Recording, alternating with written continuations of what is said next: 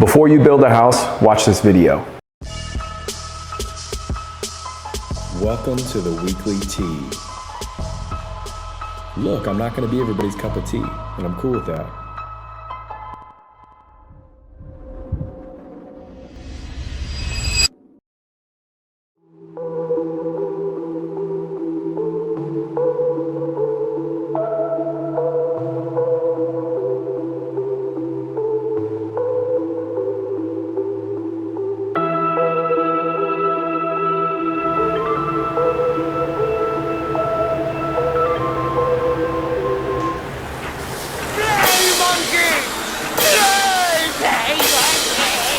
Fuck. Cut that. What is up, YouTube? Tyler Sechrist here. Today, we're gonna talk about my 5 tips to be mindful of before planning a new build. Thank you so much for watching, guys. I appreciate you tuning in, hitting the link, just giving me your attention to hear what I have to talk about. Today, it's gonna be very interesting. This comes from years of experience, comes from hearing a lot of my clients, them sharing their opinions and their feelings. And these are just 5 quick tips to, I guess, use before planning your new build. The first one, and I can't express it enough, and I'm gonna be very specific on my verbiage here, get with a new home sale specialist.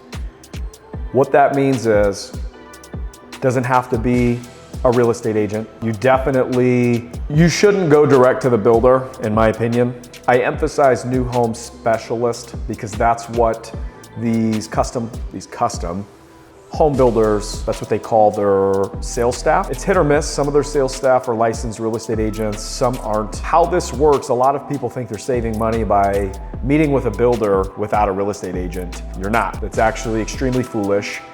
But at the same rate, not all real estate agents are new home sales specialists. So in some cases, if you can't connect with one, you are better off going to the builder blindly because they just simply have more experience. I don't recommend that. I think you should get a high octane, Why would you say that? a high octane agent who's got new construction experience, who's got a team behind them. Somebody like me, truthfully. The reason being, when you go meet with a builder, you meet with what they call their new home specialist. You start curating a plan to build, and that person that you're meeting with gets a commission based on what you design and build. So that cost, that is a part of the builder's cost of goods sold, cost of services sold, however you want to call it. That's how real estate agents, get paid in these deals. The difference is you've got someone advocating for you. If you go in there blindly, they are advocating for their employer. Who do you think has their loyalty? Who do you think is going to have whose best interest in mind?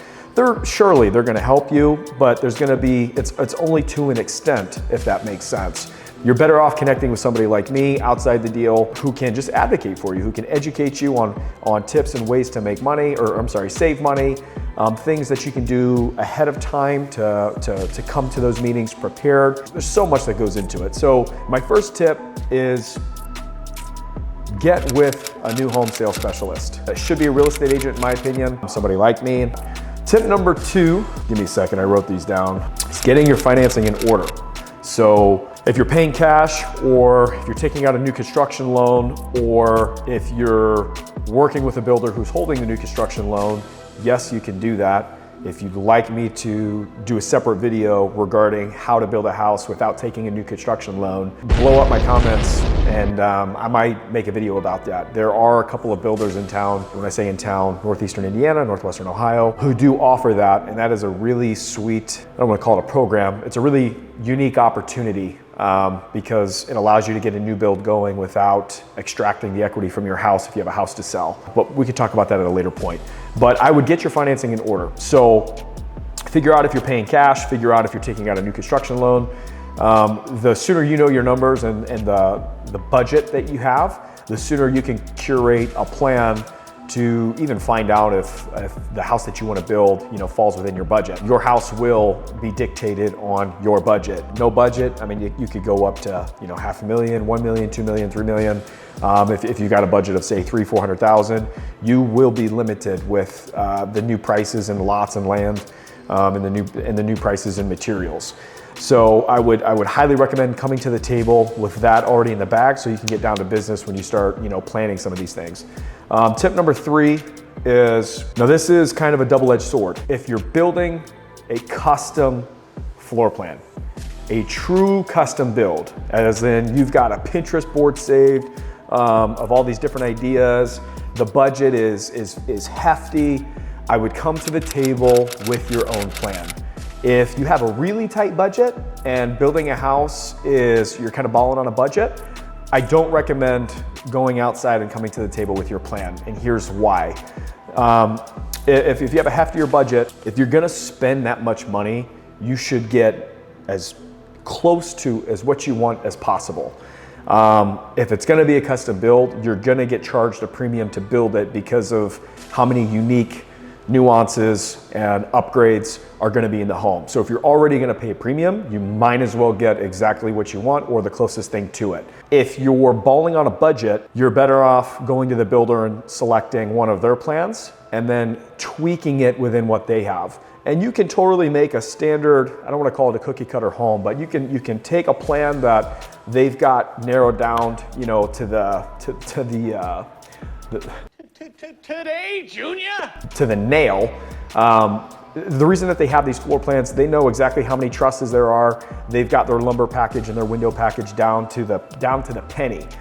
So that allows them to construct a house faster. It allows them to price everything out faster, and they give some of that value onto the buyer. So you're gonna get more house if you select one of their floor plans and maybe you just tweak it a little bit. I'll do a separate video on how you can, I should do that. I'll create a separate video how you can take a standard house and make it something really spectacular without having to spend a ton of money. But you can play with ceiling height, you can add like dormers on the exterior, you can play with the materials, you can knock down some walls, you can reconfigure some things. You can take something really standard and really create something special if you have somebody in your corner who knows what they're doing. But you're gonna get the most for your dollar if you do it one of those two ways. I'll talk more about the first way. The reason you should come to the table with your own plan is because when you start spending time with that builder curating a plan, they become invested, and that is their plan. They proprietarily own what you're creating with them. So what that means is, if you should be interviewing a couple different builders. If you design an awesome plan, your dream home with one builder, you can't take that plan and go to a different builder and have them price it out. That is their plan that they created. These custom home builders here in town, they will take advantage of you to pigeonhole you into the deal. And when they do that, I mean, they've got you by the balls essentially. So I recommend in that case, get with a draftsman or an architect outside of the deal, privately, third party. In residential, you don't have to be licensed by the state. You do not have to be a licensed architect for residential. I know several skilled draftsmen who have architecture degrees from Ball State, who have engineering degrees from Purdue Fort Wayne, who draft on the side. And you've got entire creative control. They can put together much more than just a little black and white 2D plan that the builder's gonna provide you. They can give you 3D renderings, they can change the ceiling height, and they can get you in there so you can virtually, see, you can swap out the color of the flooring and the exterior. You can see all of these things before you commit to something and start taking meetings with builders. I highly recommend doing that because you're gonna pay that expense regardless. That's the other thing. When you start curating a plan with a custom builder, or if you do one outside of the deal, you're gonna get charged with a fee to draft your plan. So if you're gonna pay that same price, you might as well get something exactly what you want. But yeah, I would, if you got a hefty budget, get your own plan made. The other side too, you do have to be careful about what draftsman you do hire, because if he's not licensed by the state, just because they can draw up something really pretty doesn't mean structurally it makes sense. So you're gonna wanna make sure that individual has some engineering background, or you run it by an architect, just to make sure, or even just a framer, just to make sure you can do what you're trying to do. At Secrets Marketing Group, we actually have an in-house draftsman. My brother, he's our licensed general contractor, both residential and commercial. He's an engineer, he's a draftsman. He's fully qualified. He designs all of my stuff. If you guys need a draftsman in the residential space, hit him up. He's very passionate about creating plans. We have framers and architects in our circle that if there's something complex that you're trying to do, like a really cool catwalk or something we're not 110% sure on, we can get you, confirmation from a civil or structural engineer to make sure what you're trying to do is done. So he's a huge asset. I probably don't sell that enough or talk about that enough, but if you need a third-party draftsman, give us a call. Tip number 4, make the builder compete for your business. Well, Tyler, how do you do that? Well, you come to the table with your own plan. If you come to the table with your own plan, guess who owns that plan? You do. And when you own that plan, you're gonna find out really quick who's a true custom home builder and who's not. They're going to gauge you based on your personality. If you're very difficult, extremely picky, they're not gonna wanna work with you. I'm just gonna be honest with you. If you're very laid back, you know exactly what you want, they may take a crack at your bid and really take it seriously. I would want to do business with somebody who wants to bring my vision to life. So when you bring your own plan to the table, you'll learn really quick who's for the people and who's not. I've got my own recommendations on who I think's killing it in the game, who is really good at private custom build jobs. More than happy to connect you with those builders. And we have several in town. Like we have incredible new construction companies in town who are creating awesome stuff, who have the infrastructure and the systems in place to bring an idea to real life. So how do you, tangibly, how do you make them compete for your business? Have your own plan, come to the table, and have it to them on a silver platter.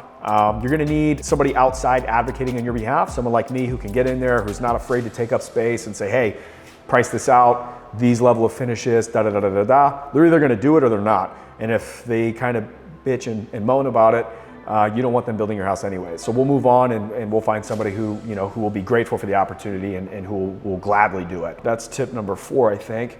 Last tip, and this is probably the most important one, be patient. Be patient, be patient, be patient. Deadlines, when you get into it, there's so many moving parts. It's been very rare for me to build something or for a new home builder to meet a deadline. There's just too many moving parts. Some have their system and their structure in place on the money, some don't. There's just so many different variables. And if a builder tells you, hey, this crew's gonna be out there on this day at this time, if that doesn't happen, you can't get upset. It is completely out of my control. It's completely out of the builder's control. These builders have what are called subcontractors lists, and they have these crews that come in and construct your home. These guys have 20, 30, 40, 50, 100 other jobs, and somebody could get sick on the crew. It could be weather related. Some of the materials, all the materials might not be on site and they don't want to come knock it out because they don't have everything that they need and they can go to a different job to knock it out. There's just so many different things. Just trust, if you do the homework on the front end and you take these meetings with these builders, I've met with just about every single one, so I know who's organized, who's not. So if you work with me, I'm gonna cut through all the BS and I'm gonna take you to the guys who mean business. But at the end of the day, it's gonna be about who you connect with the most. And you're emotionally gonna be able to connect and figure out who's just got it and who doesn't. So I would be mindful of that, and I can't stress it enough because obviously you want things to happen as fast as possible. You want somebody on site at your house every day. It's just not going to happen. A lot of people don't understand there's phases in new construction. These builders can't move past certain things until they get their work inspected by the city. So again, these are things that are outside of their control. They would love to have everything lined up back to back to be able to build it as fast as possible. But at the end of the day, they have a quality assurance guideline that they have to abide by the state that they want to comply with. They've got their own set of standards and they've got things just outside of their control that they can't do anything about it. So you need to be mature enough to understand that, and you need to understand that to build something so spectacular, like it's not easy. It's extremely difficult and it's going to take time. So if you can approach it with that mindset, you can educate yourself on the front end, you're just gonna have a much more positive experience. That's why I think it's really important to tie back around to point number 1, to get with a new home sales specialist so that they can educate you on all of this stuff. Because if you have somebody who can set the tone out of the gate, your expectations are gonna be set, and you're gonna be able to actually enjoy the process because it should be fun. A lot of people, like I said, they think they know everything and they'll blindly go into something and it's negative comment after negative comment, complaining after complaining, and it's like, well, you started something unprepared. So yeah, just to recap, I would, one, get with a new home sales specialist, whether that's a high octane real estate agent who specializes in new construction, or if you've got a family friend who just had a positive experience with a builder, get with somebody in their sales staff that you personally know and trust. Get your financing in order. Make the builder compete for your business to the best of your capability. You're not going to be able to do that if you pick one of their floor plans. They're going to kind of have you by the balls, but the price is the price. And the majority of the builders that I would recommend here in town, they'll be pretty transparent on that, and it won't be a bad thing. It's just something to be mindful of. And then lastly, just be patient. So like I said, don't build a house before watching this video or giving me, Tyler Seacrest, a phone call. Like always, like, share, comment, subscribe. I really appreciate you guys watching if you watched this far. We're gonna keep pumping out premium content. We're gonna talk about topics that I think you guys like. If you have any recommendations, please leave in the comment section. If I touch base on something that you want more information on, please make note of it. I look at it and I respond to all comments, and this channel is all about just giving as much value as possible. So again, like, share, comment, subscribe, and we'll see you guys next week.